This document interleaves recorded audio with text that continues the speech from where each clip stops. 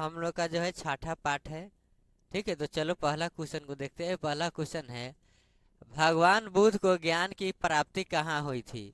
तो गौतम बुद्ध को हम लोग भगवान बुद्ध के नाम से जानते हैं। और गौतम बुद्ध को जो है बोधि वृक्ष यानी कि एक वृक्ष है जिसका नाम है पीपल के पेड़। क्या नाम है? और उसको जो है अभी के समय में बोधि वृक्ष कहा जाता है। क्या कहा जाता है? जो कि गया में है। कहाँ है? और उस जगह के नाम जो है अभी के समय बोध गया रख दिया गया है। ठीक है, यानी कि गया में ही एक जगह है जिसका नाम है बोध गया। गया जो जिला है वहाँ से लगभग 22 किलोमीटर दूर है बोध गया। वहीं पर भगवान बुद्ध को ज्ञान के प्राप्ति हुआ था। पेड़ के नीचे, उस पेड़ का नाम है पीपल के पेड़। क्या नाम है? पीपल के पेड़ के नीचे गौतम बुद्ध को क्या प्राप्त हुआ था? ज्ञान प्राप्त हुआ था। अगला प्रश्न है, आर्य समाज की स्थापना किसने किया था? तो आर्य समाज की स्थापना किसने किया था? स्वामी दयानंद सरस्वती ने। किसने किया था? स्वामी दयानंद सरस्वती ने। लेकिन अगर सवाल रहेगा, चंद्रगुप्त मौर्य, चंद्रगुप्त मौर्य के नाम सुना है? कौन कौन सुना है? मौर्य साम्राज्य अगर रहेगा तो हम लोग देंगे चंद्रगुप्त मौर्य। यह मौर्य साम्राज्य नहीं, आर्य साम्राज्य है। ठीक है, तो आर्य समाज का स्थापना किसने किया था? तो किसने किया था? स्वामी दयानंद सरस्वती। कौन? स्वामी दयानंद सरस्वती। लेकिन मौर्य साम्राज्य की स्थापना पूछेगा तो हम लोग बोलेंगे, क्या बोलेंगे? चंद्रगुप्त मौर्य। ठीक है, तो यह क्वेश्चन है, आर्य समाज की स्थापना किसने किया था? तो आर्य समाज की स्थापना स्वामी दयानंद सरस्वती ने किया था। चाहे किए थे वो। अगला प्रश्न, इंसुलिन का प्रयोग प्राय किस बीमारी में किया जाता है? देखो, हम लोग के शरीर में अगर इंसुलिन नहीं रहेगा नु तो चीनी की मात्रा बढ़ जाता है।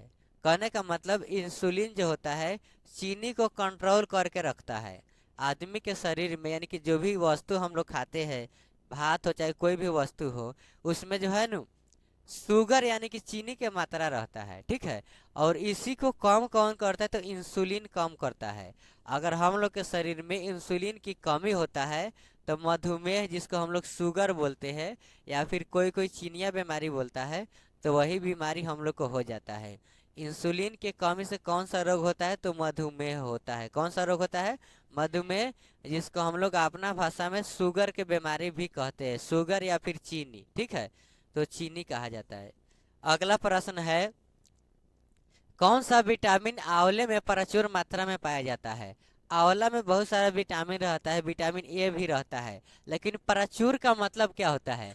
प्रचुर का मतलब होता है अधिक मात्रा में। प्रचुर का मतलब बहुत ज्यादा। प्रचुर का मतलब, तो प्रचुर का मतलब ज्यादा क्या पाया जाता है? तो आंवला में विटामिन सी जो है प्रचुर मात्रा में पाया जाता है। क्या पाया जाता है? Vitamin C. ठीक है, विटामिन ए भी सब कुछ रहता है आंवला में, लेकिन विटामिन सी जो है अधिक मात्रा में पाया जाता है। ठीक है, आंवले में कौन सा विटामिन पाया जाता है? विटामिन सी बहुत अधिक मात्रा में पाया जाता है। ठीक है, अगला प्रश्न है, रतौनी किस विटामिन की कमी से होता है? रतौनी में जो है ना, अगर किसी को रतौनी हो जाता है तो उसको रात में दिखाई नहीं देता है। इसके पीछे के रीजन होता है, जो उसकी आंख के आइरिस होता है, जब हम लोग किसी भी चीज को रात में देखते हैं तो आइरिस जो है बड़ा हो जाता है। ठीक है, जिसकी वजह से हम लोग का फोकस दूरी बन पाता है और रात में हम लोग किसी वस्तु को देख पाते हैं। लेकिन अगर किसी आदमी का आइरिस कभी बढ़ता ही नहीं है, हमेशा एक साइज के रहता है, तो उसको रात में दिखाई नहीं देता है, क्योंकि उसका फोकस नहीं बन पाता है। इसी को हम बोलते हैं रतौनी। क्या बोलते हैं? रतौनी। रतौनी में किसी भी व्यक्ति को अगर रतौनी हो गया है तो जैसे अंधेरा हो जाएगा तो उसका आंख के अंदर जो छोटका आइरिस होता है, जिसको कौन कौन बउआ भी बोलता है, वह बड़ा नहीं होता है, जिसके वजह से हम लोग को रात में दिखाई नहीं देता है। तुम लोग केवल रतौनी के नाम सुना है, एक और बीमारी होता है जिसका नाम होता है दिनौनी। रतौनी की तरह ही होता है। रतौनी में रात में दिखाई नहीं देता है क्योंकि उसका आइरिस बड़ा नहीं होता है। लेकिन दुनिया में ऐसा भी बहुत सारा जीव जंतु होता है जिसका जो आइरिस है हमेशा बड़ा ही रहता है, छोटा हो ही नहीं पाता है, जिसकी वजह से उसको केवल रात में ही दिखाई देता है और दिन में दिखाई नहीं देता है, जैसे कि उल्लू या फिर चमगादड़, ये सबको दिन में जो है ना दिखाई नहीं देता है, क्योंकि उसका आइरिस हमेशा बड़ा रहता है, दिन में पूरा सब तरफ उजला उजला लगता है। जैसे कि अगर हम लोग रात में डायरेक्ट बहुत ज़्यादा प्रकाश से डायरेक्ट अंधेरा में जाते हैं तो हम लोग को जो है ना पूरा काला काला दिखाई देने लगता है। उसी प्रकार से जो उल्लू होता है उसको दिन में पूरा उजला दिखाई देने लगता है। ऐसा क्यों होता है?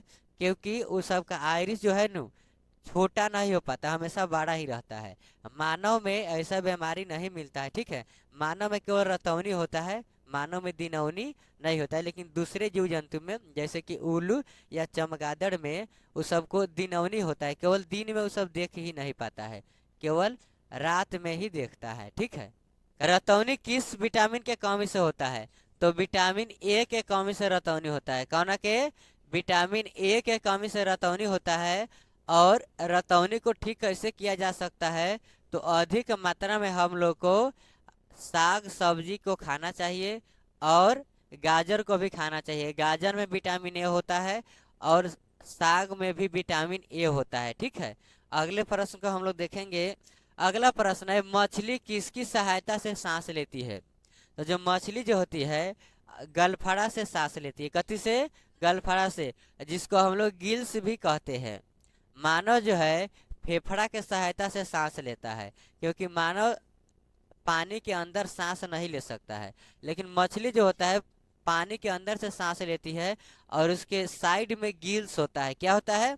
गिल्स, जिसको हम लोग देखेंगे तो वहां पर लाल कलर के छोटा छोटा फारा की तरह, यानी कि ऐसा लगेगा आम के अचार है लाल कलर के, उसी प्रकार के गिल्स होता है। उसी के सहायता से मछली जो है सांस लेती है साइड से, ठीक है। तो मछली किसके सहायता से सांस लेती है? तो गिल्स या फिर गलफाड़ा, ठीक है। अगले प्रश्न को हम लोग देखेंगे। अगला प्रश्न है, जालिया बाग हत्याकांड कब हुआ था? ठीक है, जालिया बाग हत्याकांड 13 अप्रैल 1919 में हुआ था। जालिया एक जगह के नाम है। किसका नाम है? जगह के, जो कि अभी के समय पंजाब में है। कहाँ पर है? पंजाब में जालिया एक जगह का नाम है, जहाँ पर जालिया बाग हत्याकांड हुआ था, जिसमें जनरल डायर एक आदमी था, ठीक है, जो ब्रिटेन के अंग्रेज था।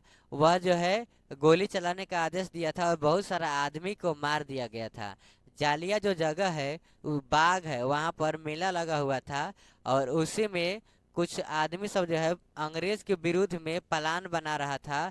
उसी के वजह से जो जनरल डायर था उसका सभी दरवाजा को बंद करके और एक दरवाजा से तोप लगा दिया। जो आदमी अगर दरवाजा के रास्ता से जाना चाहता था उसको तोप से उड़ा दिया जाता था। अब बाकी सब तरफ गोली से भोंक दिया गया, गोली चलाया जा रहा था।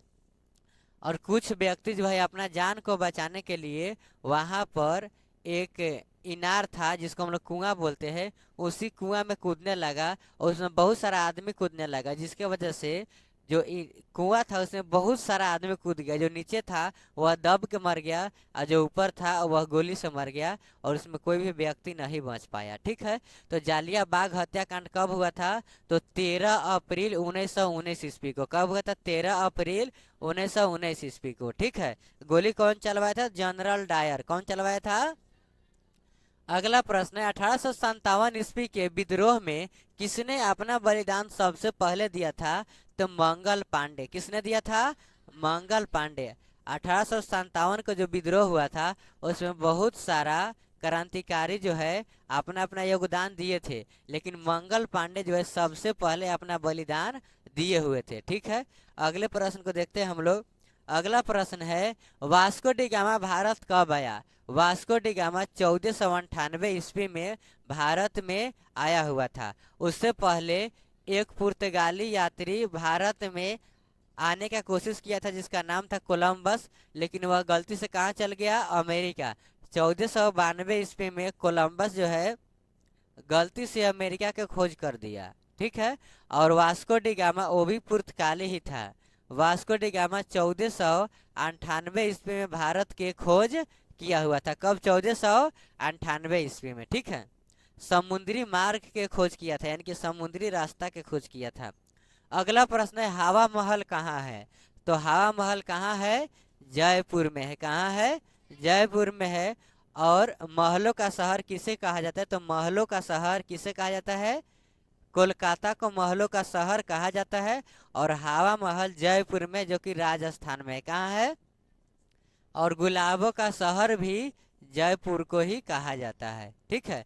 नवाबों का शहर लखनऊ को कहा जाता है।